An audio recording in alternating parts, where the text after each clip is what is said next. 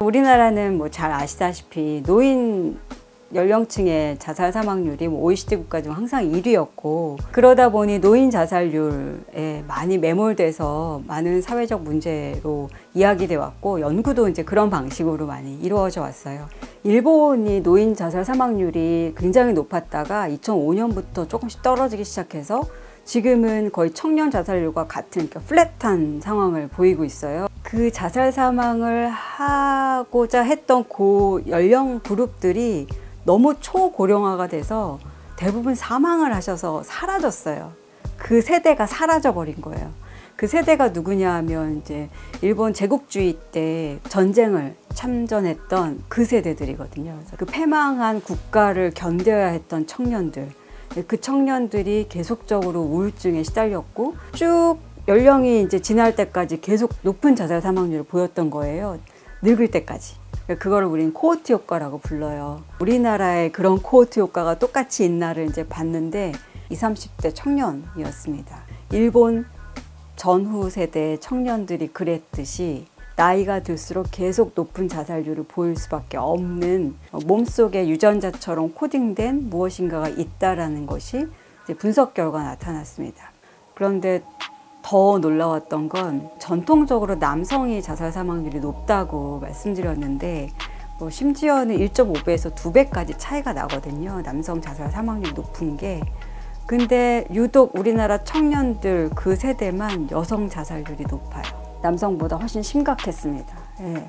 그리고 그 세대들이 보이는 높은 자살 사망의 어떤 증가 폭이 위험한 수준이라는 생각이 들었고요. 보통 이제 82년생 김지영이라고 이야기를 하고 있어서 저도 80년대생에 좀 중점을 두고 보기 시작했었는데, 80년대생이 심각한 건 사실이지만 80년대생보다 더 심각한 게 90년대생이었고요.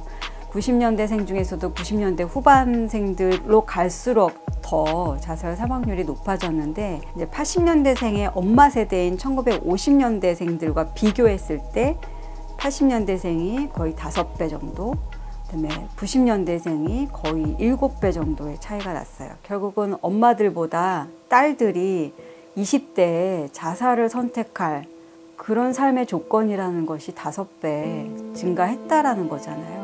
이대로 뒀다가는 아마 지금으로부터 10년 뒤에는 30, 40대 자살 사망률이 높다는 뉴스가 나올 거예요. 그리고 20년 뒤에는 40, 50대의 자살 사망률이 최고로 높다는 얘기가 나올 겁니다. 그대로 가기 때문에. 코로나보다 훨씬 더 이전 시기였음에도 불구하고 이미 트렌드는 갖고 있었고, 어쩌면 코로나가 촉발됐을 수는 있으나 예견된 결과가 아닌가 그런 생각이 들고요.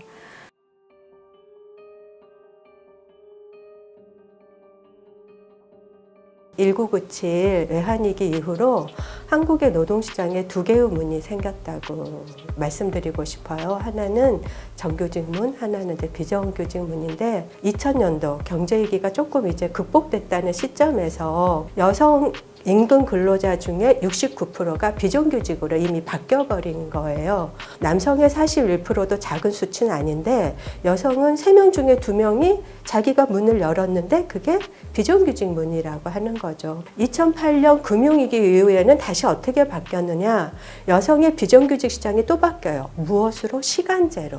97년도가 이제 정규직이 비정규직화되고 굉장히 많은 사람들이 실업화되고 그 결과가 어떤 자살률의 증가였다면, 2008년 경제위기의 결과는 일을 하고 있지만 계속해서 빈곤한 노동빈곤층이 이미 97년 이후 이제 2008년까지 10년 동안 굉장히 많이 증가되어 있는 상황에서 이 사람들이 이제 더 이상 버틸 수 없는 그런 충격을 주는 게 2008년 경제위기였다. 특히 여성에 있어서 훨씬 더 불안정화되는 방향으로 간다라는 것이죠. 97년도 같은 경우에는 특히 그 위기가 사실 80%가 남성이 가정이었던 그 가정들에 이제 집중이 됐기 때문에 가족 단위의 자살 이런 것도 굉장히 많았고, 자살에 대한 영향이 주로 남성에 집중이 됐다면 이제 2008년 경제 위기는 훨씬 더 여성에 집중되는 경향을 보이고, 우리 사회에서 핵심 인력은 남성 노동자가 하고 여성은 보조 인력으로 필요할 때 일하고 불필요하면 언제든지 빼도 되는 잉여 인력처럼 활용됐던 거잖아요. 그러니까 이제 다 그런 서비스 업종에 있게 되고, 그리고 이제 코로나19 상황에서는 이 서비스 업종이 가장 큰 타격을 받게 되니까 20대 여성들도 거기에서 가장 큰 타격을 받게 된 거죠. 3월 달에 20대 여성이 12만 명의 일자리를 잃었어요. 압도적으로.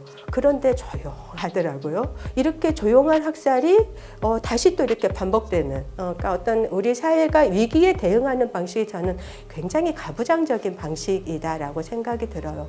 남성의 실업은 굉장히 큰 문제로 생각하지만 여성의 실업은 사소한 문제로 취급하는, 그래서 지금 여성 20대 자살률이 높아가는 거는 이 위기에 대해서 너무 사회가 어떠한 시그널을 안 주는 거죠. 이게 지금 뭐 너 개인의 문제가 아니라 한국 사회가 그동안 여성 노동력을 이렇게 항상 그 잉여 인력으로 활용해 왔던 것들의 구조적 차별의 결과에서 지금 당신이 이러한 것을 경험하고 있어 라고 얘기를 해주면 이게 어떻게 풀어가겠다라는 어떤 방향, 이런 희망, 이런 거를 조금이라도 가져볼 수 있는데 이건 그냥 내가 감당해야 될 몫이 돼버리는 거니까. 대학 진학률이 이제 남성보다 8%가 높은 상황이잖아요.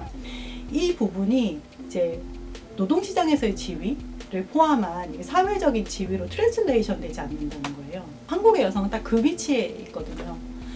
그러니까 그 학교에서 계속 이제 열심히 해서 뭐 성적도 잘 받고 성실하게 일을 해서 그렇게 계속하면 이제 인생도 그렇게 될 거라고 믿었는데 어느 순간 딱 오니까 이게 정말 아예 진입조차 못하는 상황이 딱 벌어지는 거죠. 유럽인데요. 결국 청년 자살에 제일 영향을 크게 미치는 인자가 뭐냐면 여성의 노동시장 참여율이에요. 그게 남성, 여성 모두에서 자살을 감소시킵니다. 본인이 세상에서 뭔가 하고자 하는 것을, 그러니까 바라는 것을 그게 할 수 있는 그런 사회적 위치를 지닐 수 있게 되고 그게 결국에 노동시장 참여인 것이니까 그러니까 여성이 이제 가정 내 여성으로 그렇게 고려되는 것이 아니라 결국 사회의 동등한 구성원으로서 고려가 되고 같이 이제 사회의 발전을 위해서 힘을 모으는 그런 노동시장의 참여자로서 이제 만들어지는 것이 뭐 유럽을 포함한 우리나라 이런 모든 자살률 감소에 남녀 자살률 감소에 도움이 된다고 하는 거죠.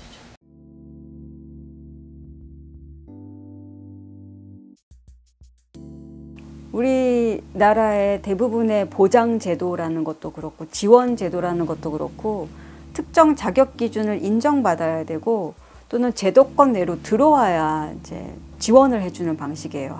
대학교에 다녀야 대학 상담센터나 학생생활지원센터에서 상담이 들어가죠. 학교 밖 사람들, 제도권 내에 없는 사람들, 결혼하지 않은 여성들, 그런 사람들은 아무런 받을 수 있는 지원제도나 그걸 뭐가 필요한지를 물어봐 주지조차 않았거든요, 그동안. 예. 유럽의 청년 자살률의 가족 정책에 대한 인베스트먼트가 많을수록 여성 청년의 자살이 증가하는 경향이 있어요.